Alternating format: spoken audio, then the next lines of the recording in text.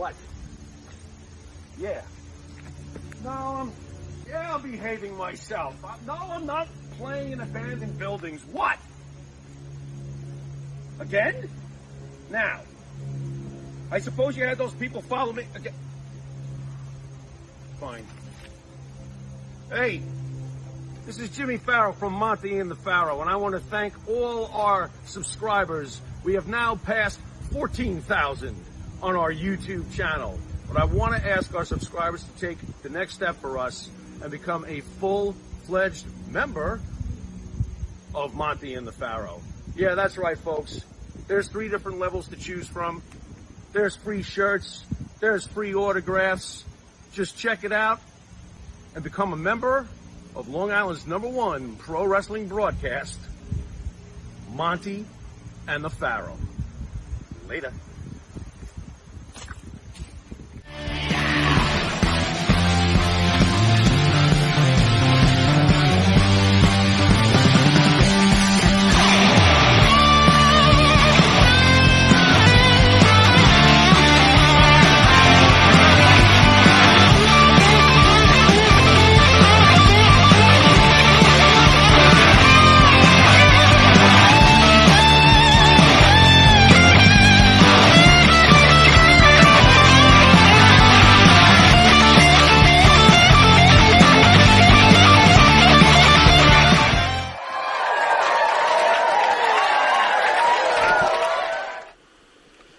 All right, welcome back to Long Island's #1 pro wrestling broadcast, Monte The Pharoah, only seen out of indie music TV, straight out of Ronkonkoma, Long Island. I'm back. Yeah, man. I don't know how back I am. I'll do the best I can. You're but we had a major help here, as we've got the great Sean Oliver as a special guest today. So as I'll be quiet most of the show, Sean and the Pharoah will have it. But suspension for the channel sucks. Yeah, does. 3 months. Well, that's blows. Sean, why he doesn't get suspended with all the how shit come he does on his channel. Wait a minute. How come he doesn't? Yeah. 3 picking times on now. us again. 3 Yeah, times. they like picking on us. But on some important news, before Whatever. we get to Mr. Oliver, another school shooting, Pharoah. Oh, God, here we go again.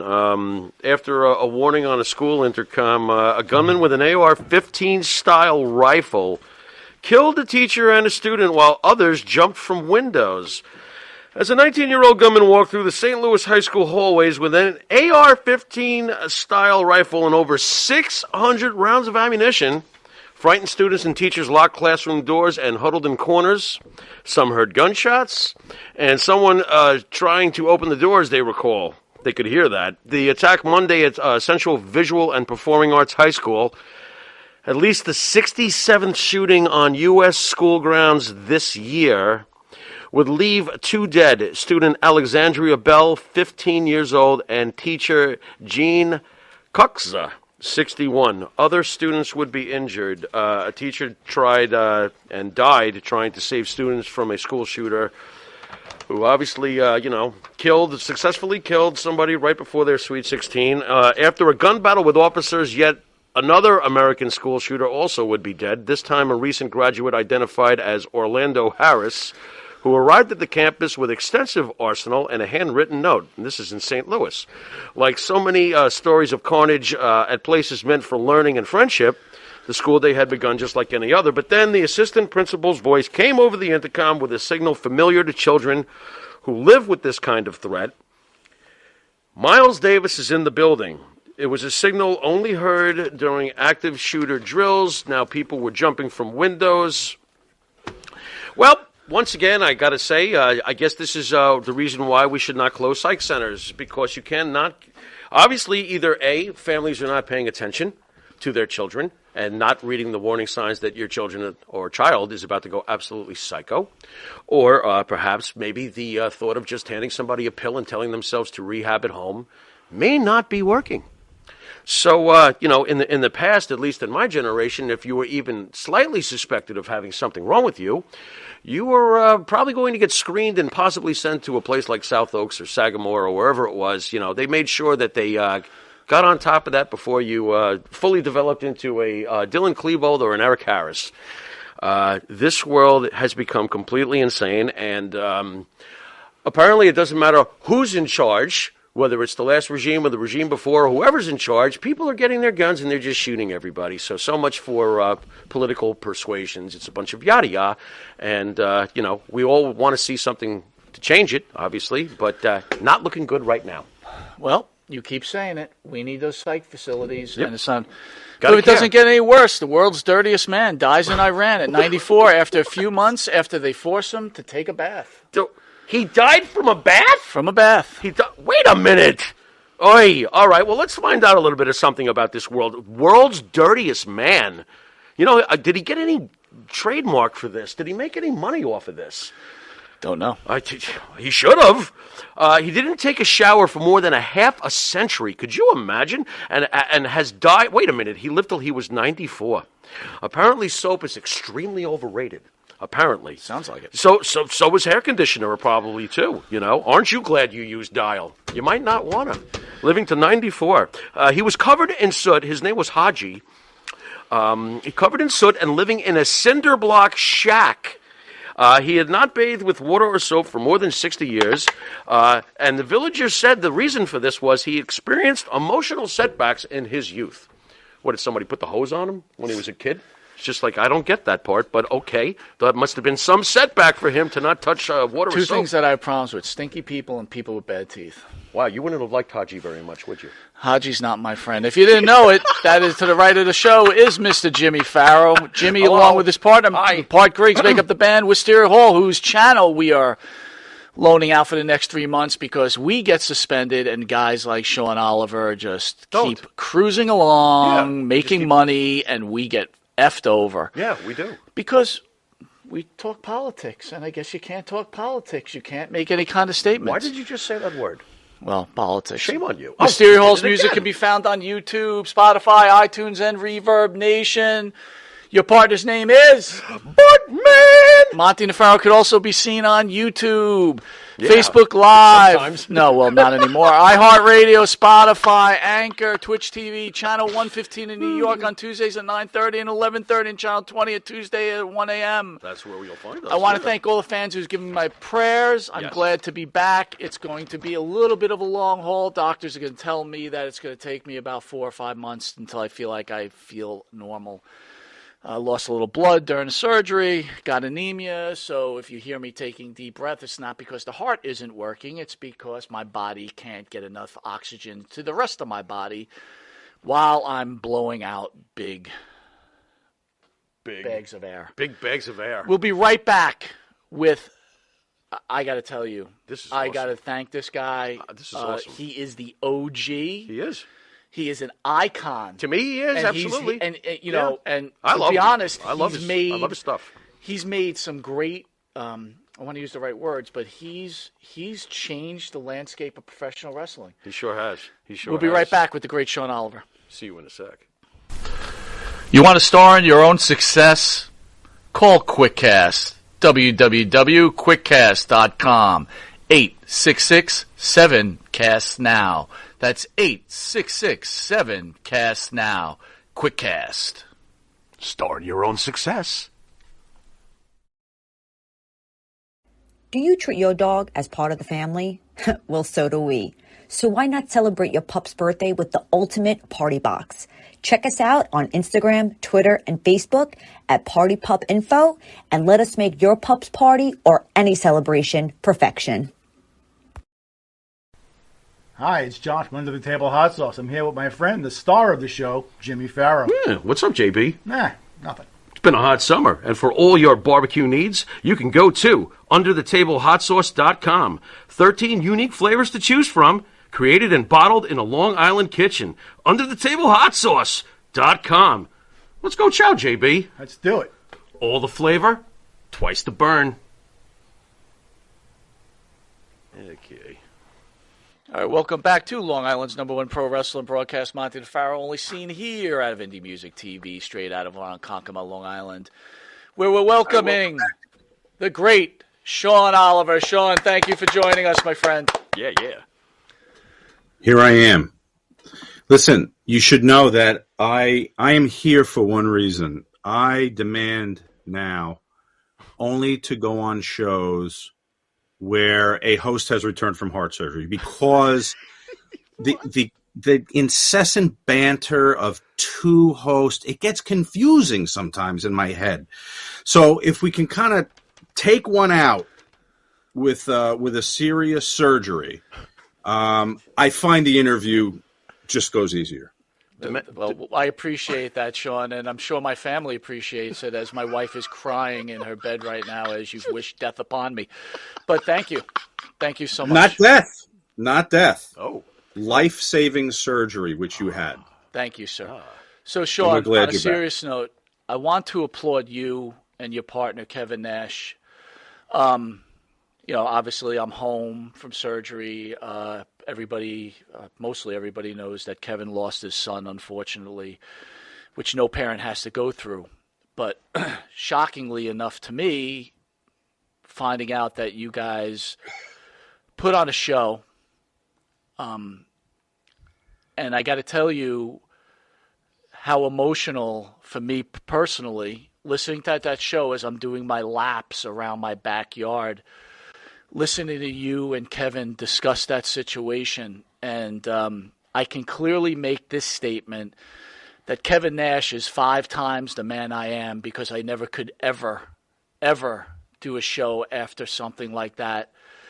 And you're 5 times the man I am, because being a host and being able to keep it as light as you did, but as serious as you did, all I can say is I'm in awe of you, sir, and in awe of Kevin.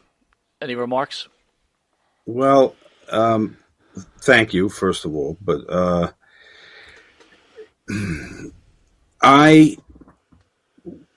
all right, so it was like a 2-day process. I knew that Tristan was taken to the hospital.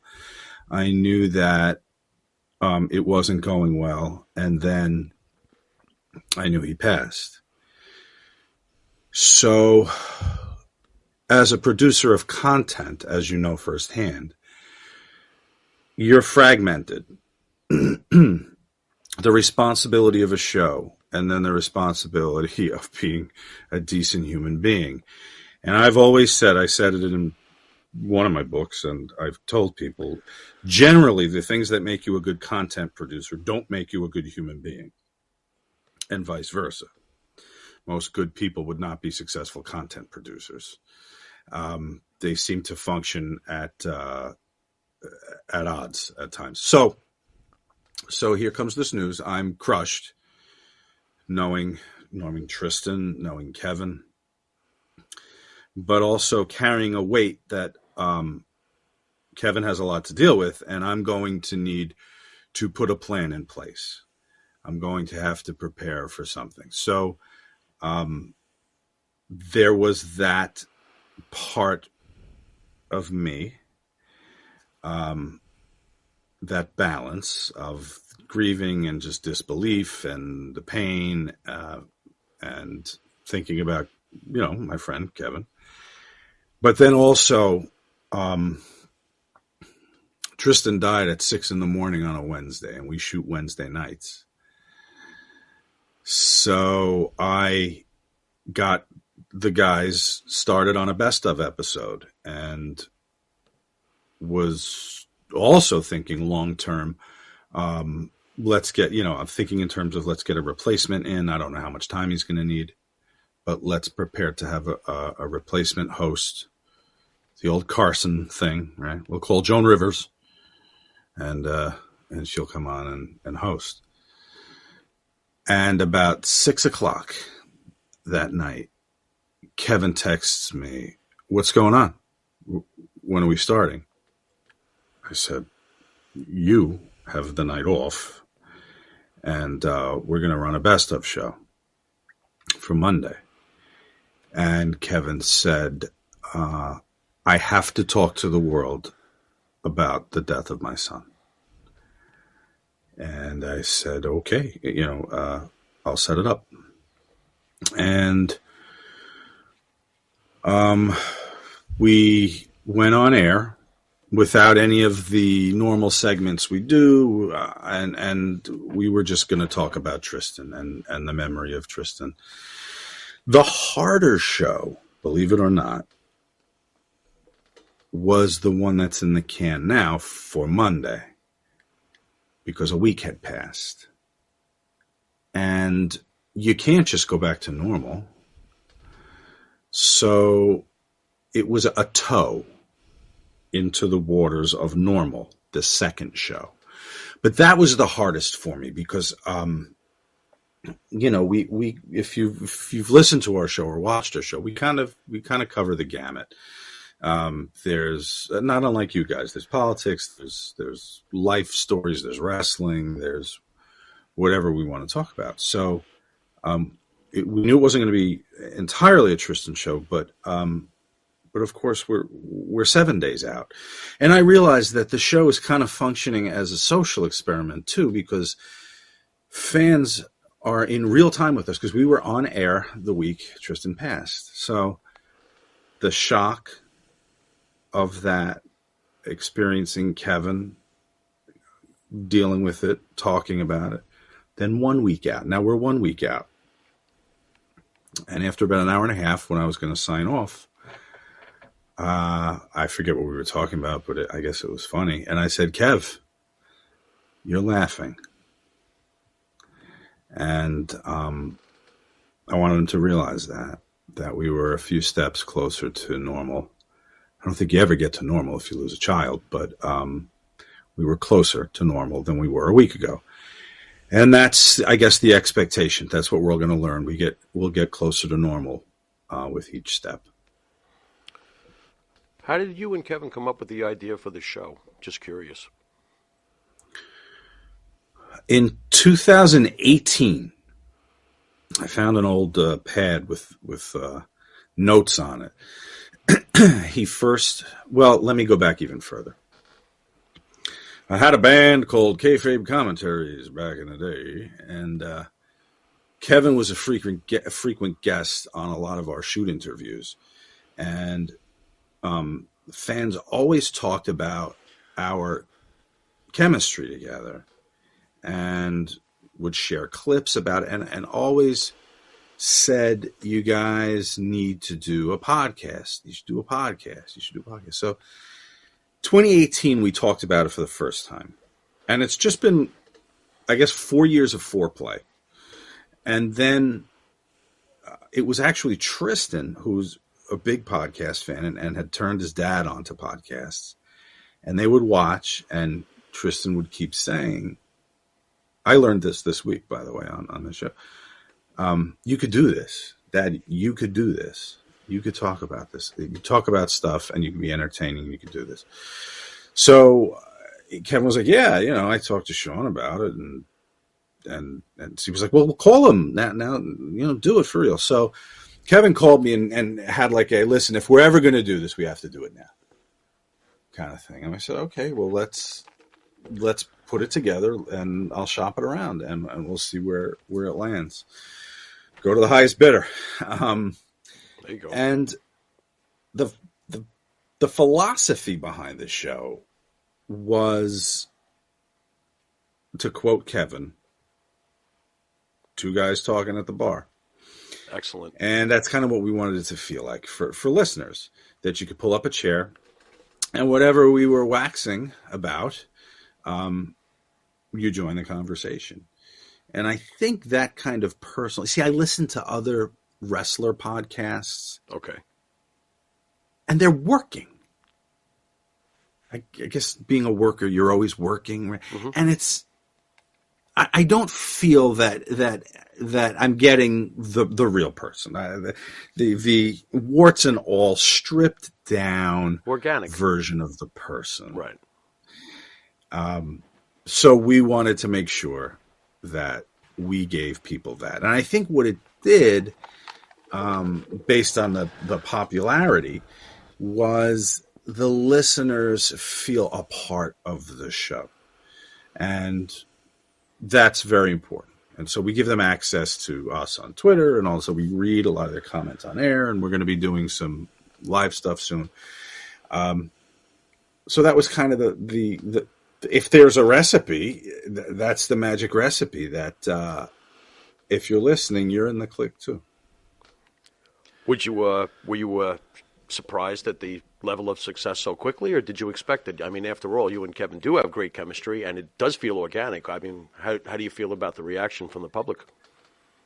I was confident, but as you guys know, there's so much competition for the viewers' eyes and listeners' ear right now. So there was not just the challenge of putting on an entertaining show. We had to cut through a lot of noise and a lot of other podcasts. I mean, I have probably, 30 that I follow and that download. And that's not even the ones I run into when I fall down the YouTube rabbit hole looking at, videos of Loverboy on the road again. Mike Reno's huge. I don't know what happened. Too funny. Looks like he just got chubby instead of lucky. You gotta look. Check it out. He does the headband still, but it's like he's eating for the weekend and no longer working. That's exactly what I was thinking. Are we related? That's exactly what I was just thinking. Pretty nice. What made you get into podcasts in general? I mean, you're clearly an innovator, and that's something that we both absolutely admire, my partner and myself. What made you get into this whole world in the first place? Well, it's the Shoot Interview 2.0, isn't it? It's no one's paying for a la carte content anymore. So the Shoot Interview model that we worked for 12, 13 years, whatever it was expensive. Made a lot of money, but it also, it was a full production, a set. Sean, I don't want to cut you off but is it fair to say that, and from what I heard, you became a millionaire off of this? No, the company certainly grossed more than $1 million. But it's in the title of my book. I think you're referencing, turning wrestlers' interviews into $1 million, which is literally what the company did. So the company's value was, but there's people working there, and there's expenses and overhead, and the shoots, which I was touching on here, were expensive. They were lit well. They were mic'd. This may sound to anyone not familiar with the Shoot Interview game 20 years ago, this may seem like a basic thing, but lighting, sound, almost any production value at all, wasn't happening always. So it was very important to us. If we were going to do this, it was going to look and feel like a real production. And which was 2007 when we started. So, we're still shooting on tape. Digital video was just coming out. And so eventually we, of course, had to upgrade everything. But in stages, the production was important to us. So it was expensive. What happens? Well, at a certain point, as podcasts start rising in popularity, I have a guy coming in 2 weeks that let's use round numbers. I'm paying him $1,000. The suite's $500. The food's going to be $300. I have a crew that'll be $400. When we're all said and done, it's a $3,000 day. I just hear this guy on Joe Fungul's podcast talking about everything I'm going to ask him about in 2 weeks, ostensibly appearing for free. There you go. On that podcast. Right. How's that model going to continue? How am I going to continue paying when it's being basically given away? And what was happening was it was more of a detriment to the workers because they were devaluing themselves, their stories, the appearances. Yep. So I could be Bart Griggs if you want me to. But, there you go.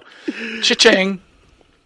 The lower third, just a Bart Griggs popped up, and then it became Sean Oliver for a minute. I like Bart Griggs better. I always hated my name.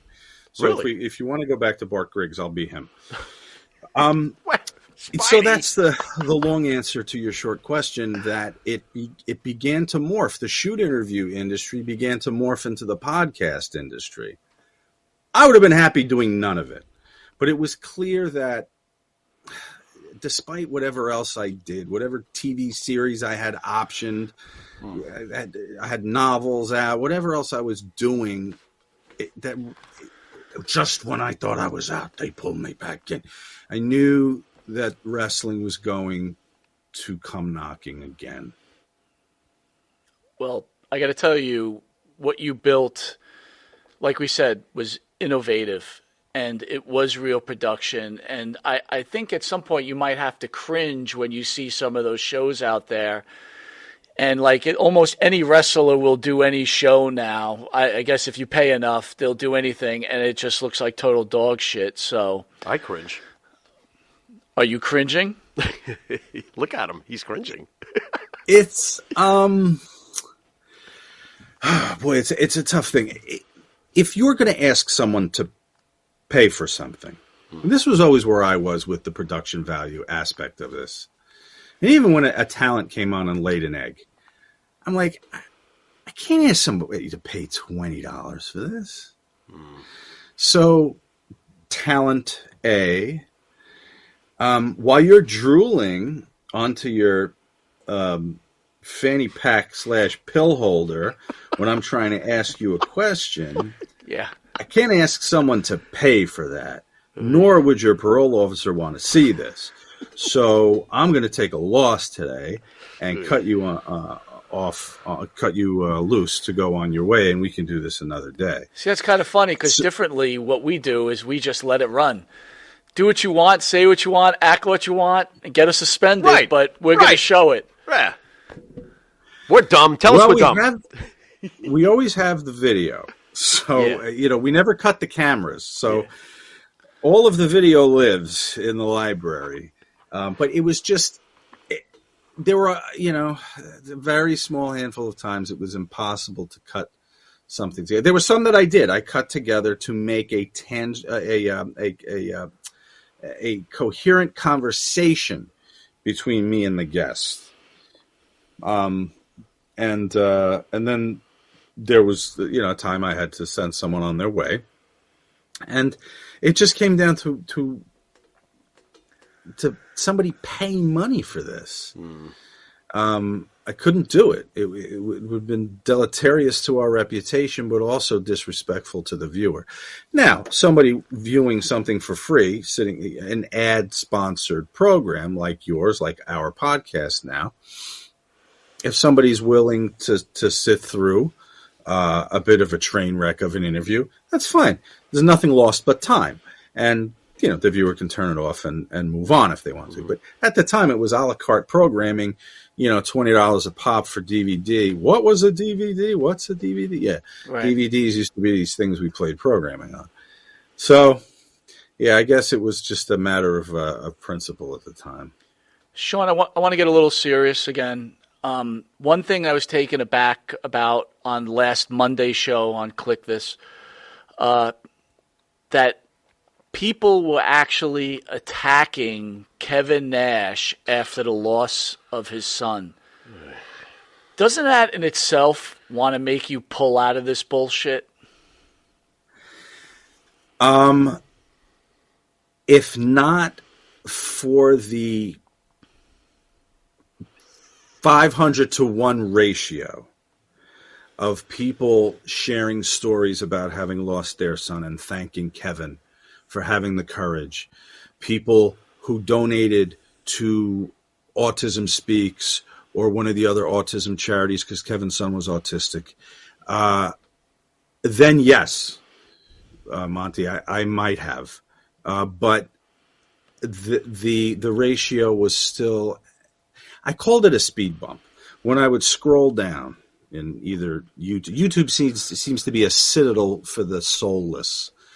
So it was most often on like YouTube, but when I would scroll through Twitter or scroll through YouTube, a series of wonderful complimentary things. Then you hit the speed bump, some anti-vax goofball who's going to use this as a platform for their uneducated opinion. You can get away with that. You can get away with that on YouTube because if you went the other way, you would have just got us suspended for a fourth time. What do you mean? If you would have went on as an you know what? I shouldn't even be saying this right now. If you went on as an anti-vaxxer, you would have got us suspended. It's that quick and that simple.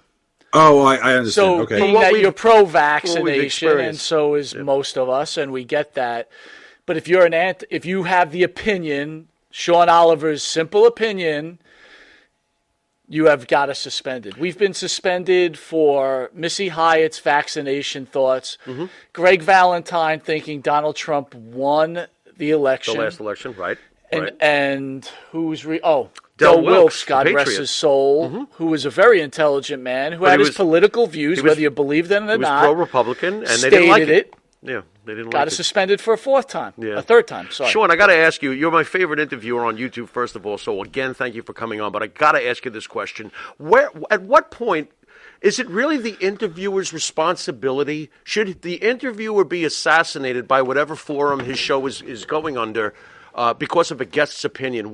Is that like a fuzzy? I know it's a tough question, but where's our rights as interviewers? Maybe you can help me with this.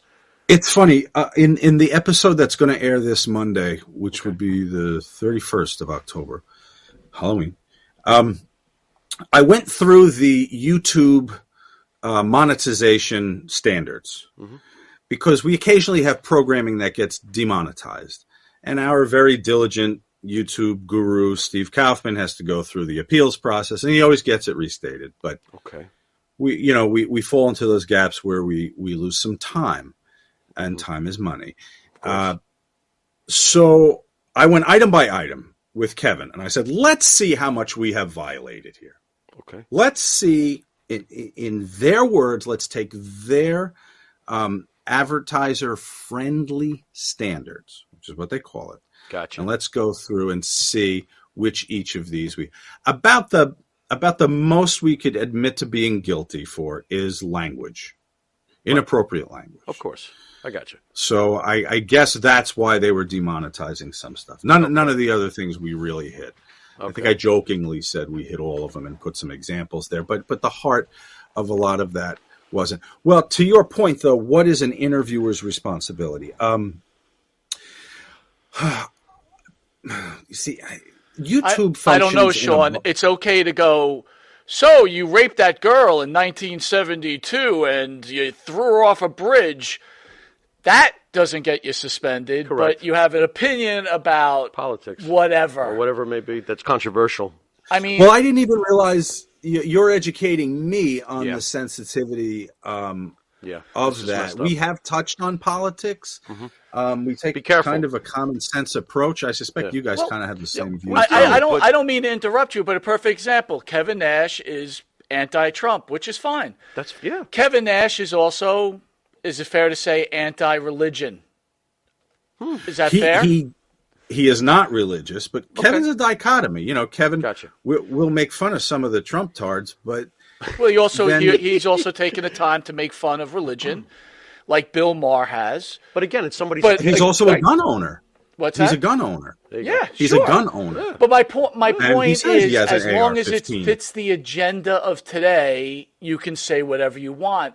So for me, who believes in Jesus Christ, as much as I like Kevin Nash and I respect him, I don't respect his ideology or his anti-religion thoughts or his amusement of it. I just don't find it funny, which is fine.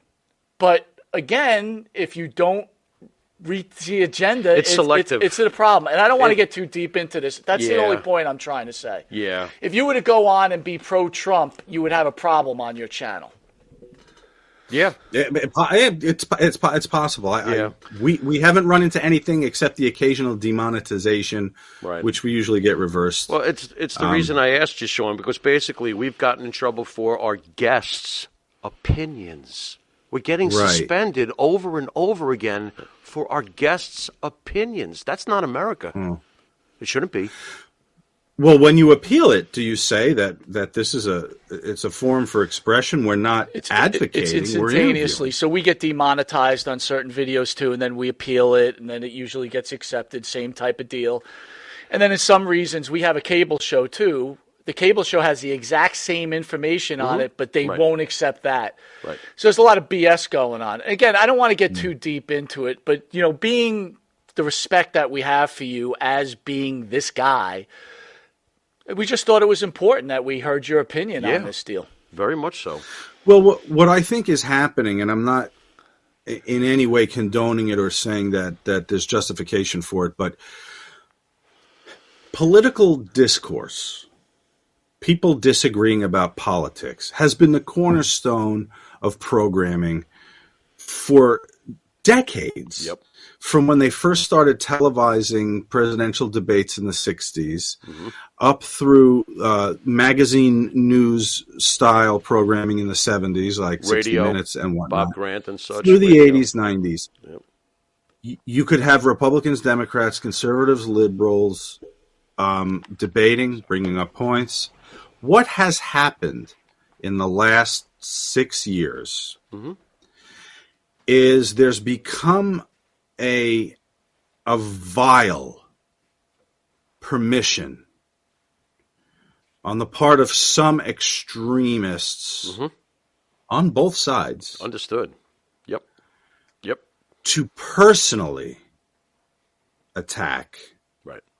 belittle, cancel Sure. people that they don't agree with. Simply, they've done no personal harm. Bingo. They don't agree with my ideology. Right. So political discourse has now become personal conflict. And what does that bubble into? It bubbles into January 6th at the Capitol. It bubbles into things like this. So media sources are panicked. Right. Whereas at one time, you could have a kooky Missy Hyatt opinion. I don't know what she said on your show, but I know Missy, so I know it was kooky. Right. You're on. You could air that Right. as a counterpoint and debate it with her. Nowadays, the media says, oh my God, people are going to take to the streets. It's really become the mentality. So I think that they are hypersensitive. I think the media is hypersensitive to that kind of political disagreement because in this day and age, it has spawned so many irresponsible people who don't understand, hey, Chip, people disagree with you. And they have their reasons that they feel are as valid as yours. Right. And it doesn't give you the right to go after them as a person. You can attack the position. You can cite your evidence to the contrary. But going after the person, beyond the message to the person, has become acceptable, whether it's somebody trying to shit in Nancy Pelosi's desk because they don't like her policies, or going after someone on the street, as we saw, like random violence.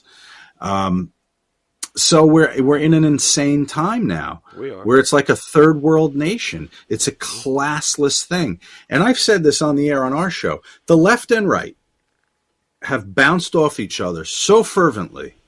They've gone around the world and they sit right next to each other. They behave almost the same. Both sides want people canceled. It's just different groups of people. If you disagree, or you do something that we deem as immoral, we will cancel you. Or on the other side of things, we will go after you. So that thought process, that demented thought process, lives in both extremes who have bounced off each other and now live right next to each other. We're not happy with something, we'll go burn things down. Maybe it's the Capitol because we don't like an election result. Maybe it's a city because we don't like what a jury just said. Right. So I'll burn down a city. Right. They're acting the same. They've become one dysfunctional party of extremists. They just hate the opposite group. Well said. Not to switch gears, but we might as well after that. But thank you for that answer, Sean. And you thought this was going to be a fun, jokey interview, huh? Right? Where's all the Virgil's penis questions? Virgil's penis? Oh, no, the Eric Sim penis questions are coming. The Eric Sims penis questions? He has one? There you go. Kudo, bam. Oh man. Hello. Holy matzo ball. Was Matzo there ever any matzo ball. I couldn't help myself. Oi. Was there any interview ever where okay, I know I'm asking you a rough question, but screw it. I only get to talk to you once, maybe twice if you decide you like us. Was there any interview where you just couldn't stand the wrestler as a person and you were like gritting your teeth like this guy's a douchebag?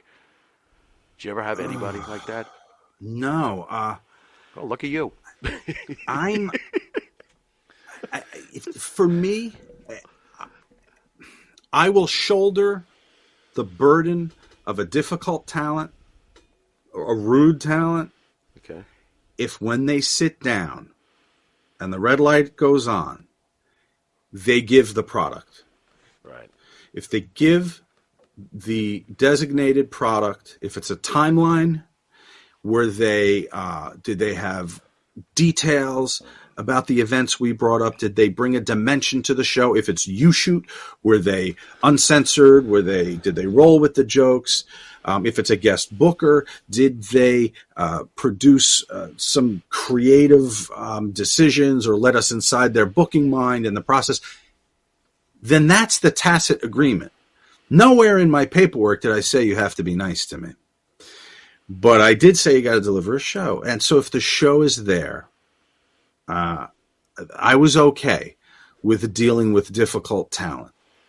Where the thing I didn't have patience for was if they sat on camera and took a shit as opposed to put on a show. Now, so that I would have a real problem with. At that and it didn't point, happen. right? Because obviously you're paying the talent. They do a giant shit. You're trying to make a DVD. Are you like, well, fuck you, I ain't paying you? Did you ever have that kind of confrontation? No, the only person I asked for money back was Jake Roberts. He came we were going to do an episode of Breaking Kayfabe, which was a series that dealt with the outside the ring life of the talent. Folks that had interesting things to talk about in their personal lives. So we sat down with Jake, who I booked through DDP. And I told him we were going to talk about his family history and everything on that show. So we sit down, he's paid, we're under the lights, the slate's in, we start the show, and after a couple of questions, he goes, I'm not talking about my family. I said, Jake, I have nothing on these cards about the DDT. I have to tell you this right now. That's what this show is. And he wouldn't do it. And he protested, and we argued a while. I said, Jake, come outside, have a smoke, let me talk to you about this. I wanted to engender that trust. We'd never worked together before. And I was always pretty quickly able to engender trust. If I have a superpower as an interviewer, it's that, I guess. I don't think of questions that are necessarily innovative or different than anyone else does, but in sitting with somebody for a few minutes, I can put them at ease. And it's not good.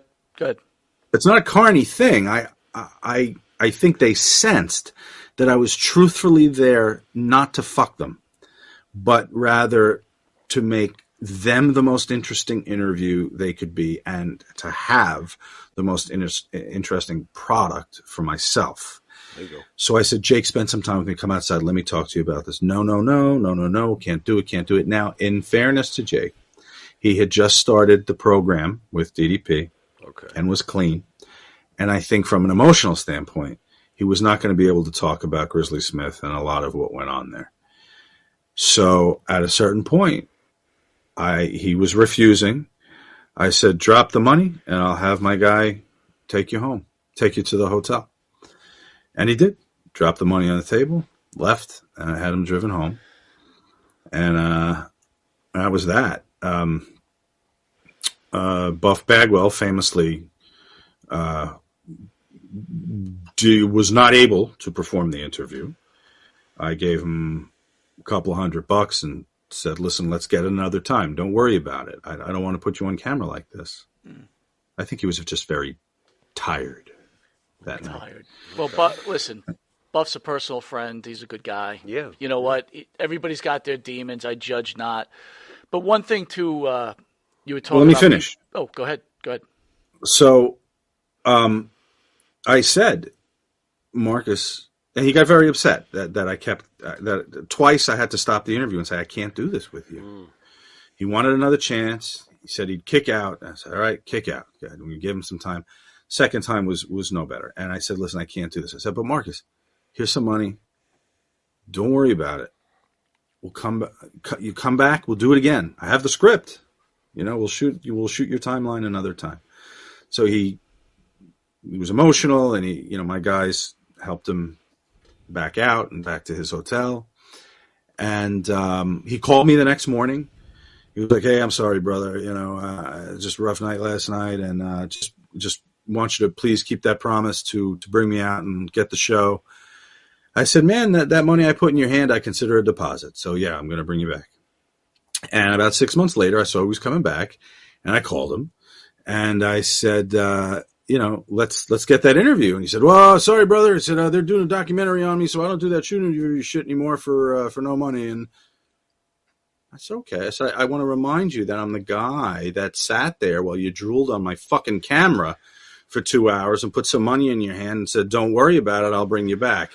To which he said that in return for that, he would punch my teeth down my throat when he saw me in New Jersey next. Very nice. I start one of my books with this story.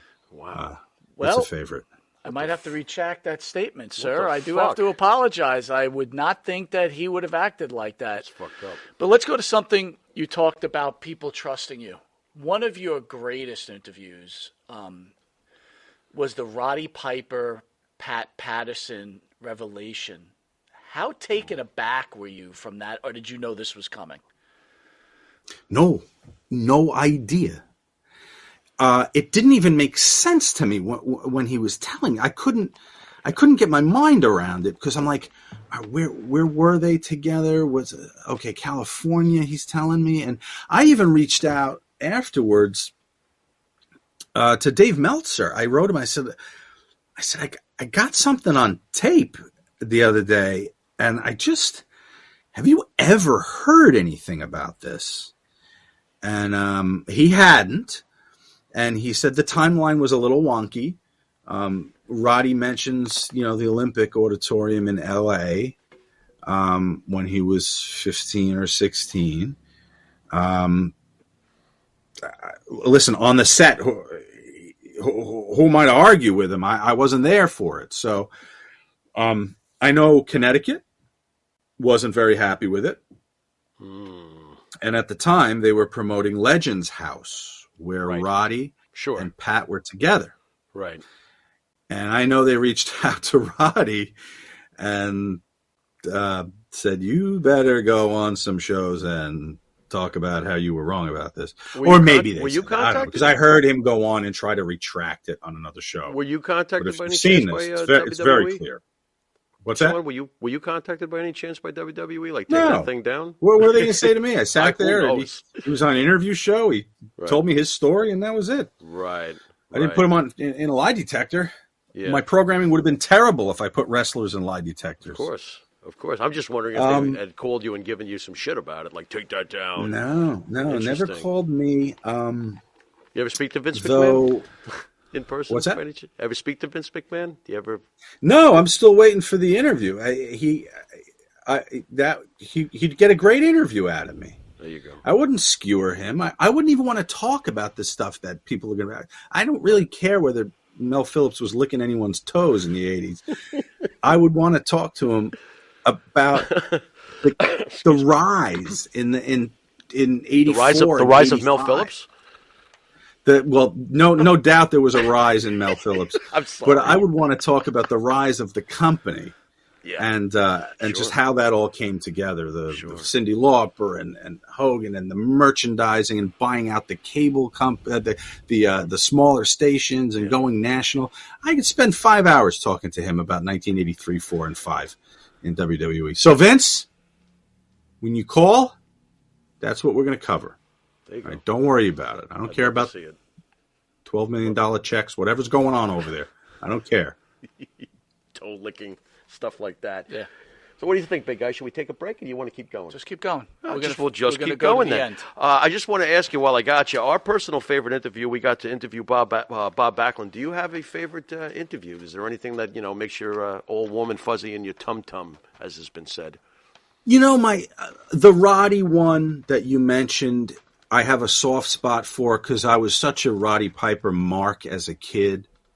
I valued the workers that were captivating and charismatic on the microphone. I don't care that Roddy had a 4-move set. That it wasn't important to me. And guess what? It wasn't important to all the arenas he was selling out and the pay-per-views, including the first WrestleMania, which put WWE on the map as far as that format went, the periodic pay-per-view. So the Piper interview was special for me just because I was a fan, and I could have conducted that entire thing without notes, just remembering the time that he had in WWE. So I thought that was a fabulous interview, not just because I'm such a mark for him, but because I thought it ended up being a great product too. A lot of the ones I like, guys, were not the best sellers. They weren't the ones that are all over YouTube now. Mm-hmm. The Tony Atlas you shoot, I found wildly entertaining. And not just because of his pronunciation of many of the words. I thought he was funny and charismatic and personable, and watching him react to some of these fan videos was classic. I so enjoyed that. The Lanny Poffo's you shoot and Breaking Kayfabe. As a fan, I'm talking. As a producer, my favorite shows were the ones that made money. Sure. Period. Makes sense. Period. Makes sense. Cornette, Nash, Russo, all the ones that you might suspect made tens of thousands of dollars. Those were my favorite. What was your biggest seller? Oh, God. I'd have to be making a guess now because my eyes have been off the ledgers for a while. Okay. Maybe Cornette's first guest booker. Because that kind of... it was his first appearance with us. He'd been on a couple of other shoot interviews before, but in the guest booker format, he shined. And it was like the rebirth of Jim Cornette. And then, so we brought him back for, he did 2 U-shoots, he did a Breaking Kayfabe, there are a handful of talent that could have done all of our formatted shows.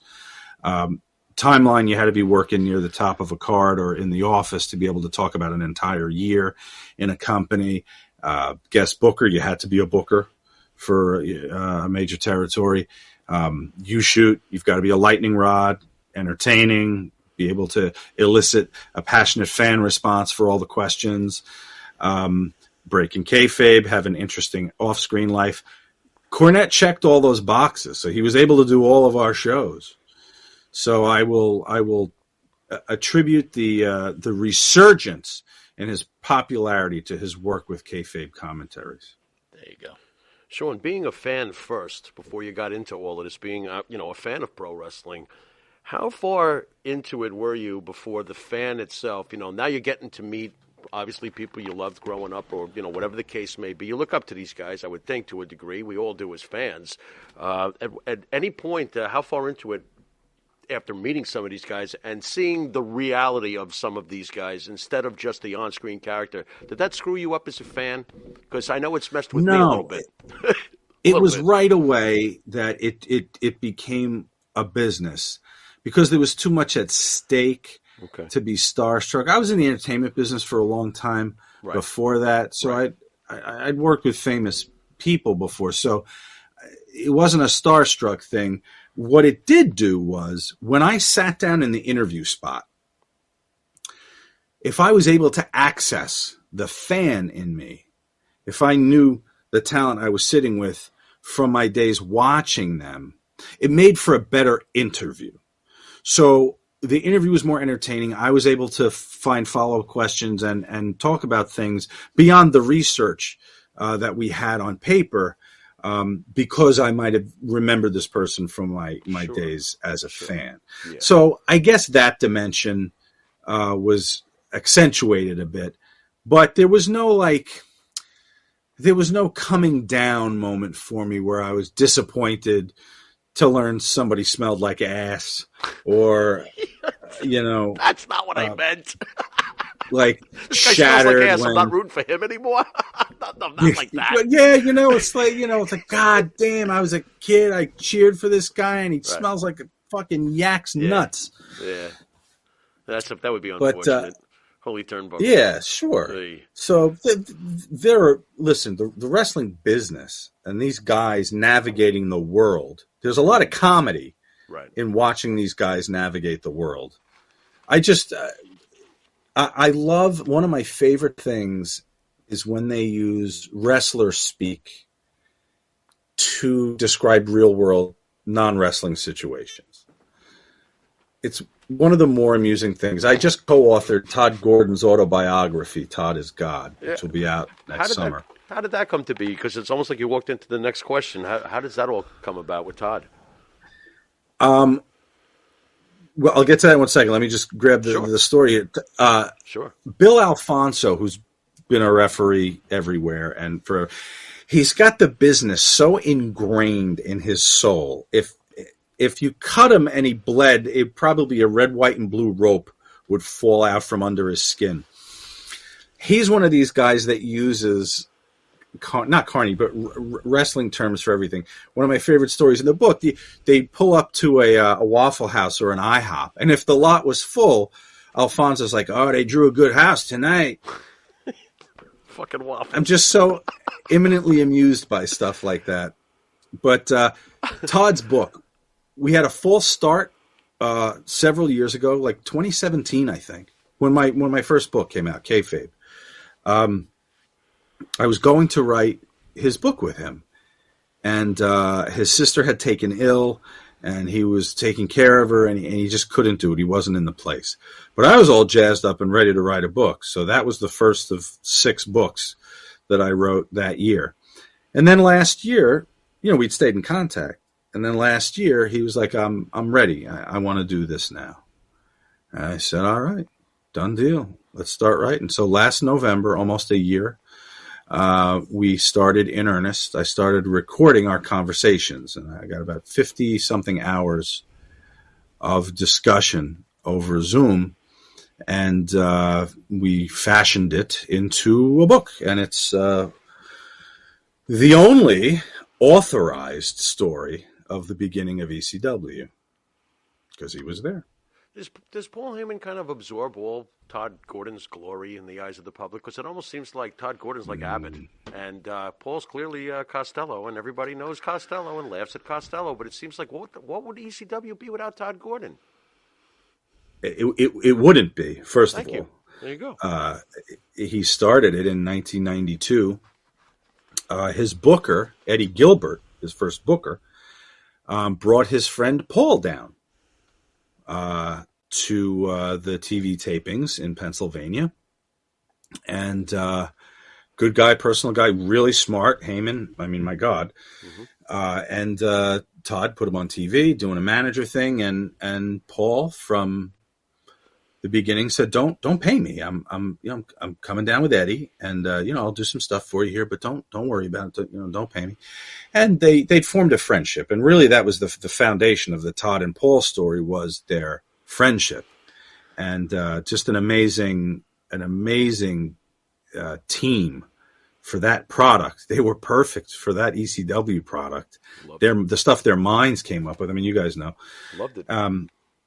But I am anxious for you to read the book, to see the trajectory of that relationship, and a lot of things that people have no idea about.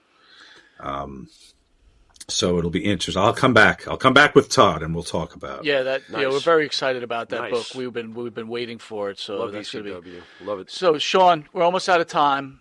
I want to thank you for joining us. Before we get to the Pharaoh's final question, I always want to know this. Tell me a little bit about your wife and your children. My children, I don't think have ever seen a wrestling match in their life.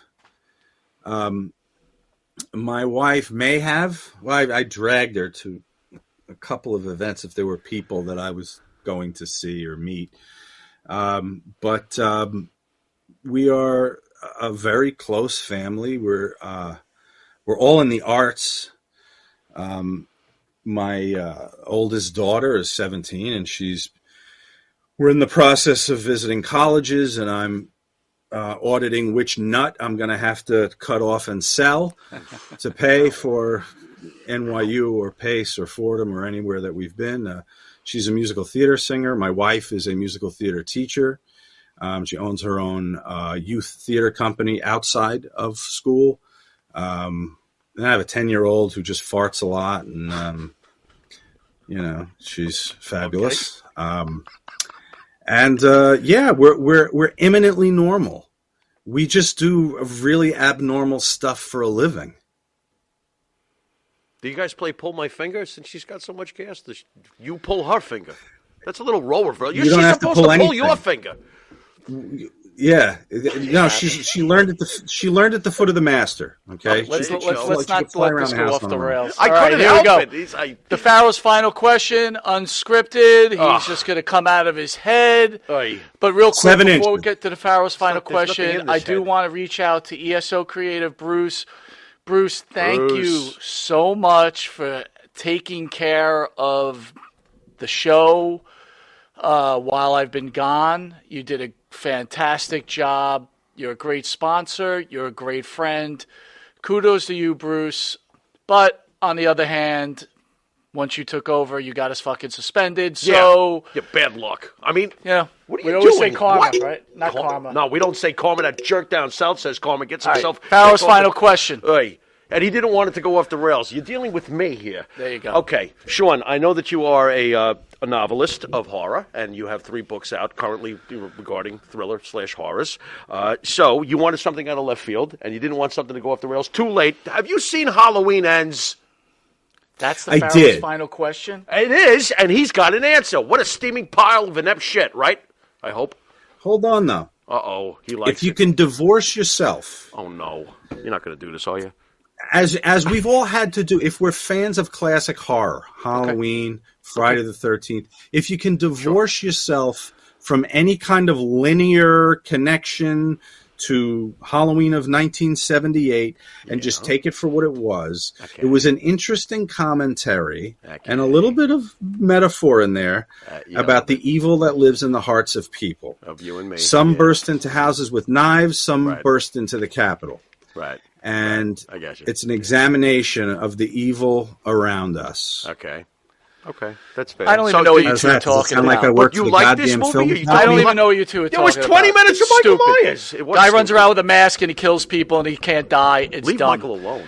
Anyway, he's got your first. Here's my question. When is the biography on Eric Sims going to be written by you? That's your question. And what can we look forward to in that biography? And who do you think will write the introduction to that biography? I'd be happy to write the introduction of the 7-page pamphlet called The Eric Sims Story. Chapter 1, Erectile Dysfunction. Ooh. Chapter 2, How to Fuck Your Talent Out of a Payday. Nice. Chapter 3, How to I like Eric. I give him a lot of shit. Yeah. Right now, this is a must-read. Keep going. What's in chapter 3? What I call a necessary evil in the business. You have to go through the agents sometimes. And for all the shit that I give Eric, every booking I had from him was on time, delivered properly, and in condition to work. And all of my business with Eric has been fine. He's a curious cat. He has done a lot of strange things. My favorite is when a talent would come in, have no idea what he was about to do. And Eric would tell me proudly, I tell my talent as little as possible about what they're going to be doing on their weekend with me. Thank you for that, Eric. I now have to tell them what a U-shoot is as they're sitting there. I'm ready to show them videos with questions about the size of their bushadil over here. Right. And they have no idea what I'm about to do. But yes, the Eric Sims pamphlet. I'll work on that next after the release of the Todd Gordon book. Should be a bestseller. On a serious note, Sean, thank you, sir. You responded. We reached out to you with very short notice. It's an honor to learn from you. It's an honor that you're part of the wrestling business, and I'm sure for the many fans out there, you'll leave a legacy that will last a lifetime. And we only wish you the best of the luck in the future. Thank you. Well, I want to tell you why I do your show and why I do a lot of shows, because we're all in the same fraternity right there. I'm not in the fraternity with the guys in the ring. I'm in the fraternity with you guys who had to take a negative space in the world, nothing, and make something out of it.